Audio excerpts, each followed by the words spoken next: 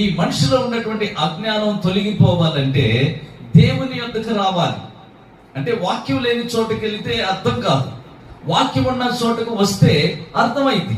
అర్థమైనప్పుడు మనం వ్యర్థం కాము, మనం అద్భుతంగా దీవించబడటం అంటే ఈ లోక సంబంధంగా ఎవరైనా ఏదైనా చేసుకొని బ్రతకగలరు, ఏమైనా సంపాదించుకోగలరు.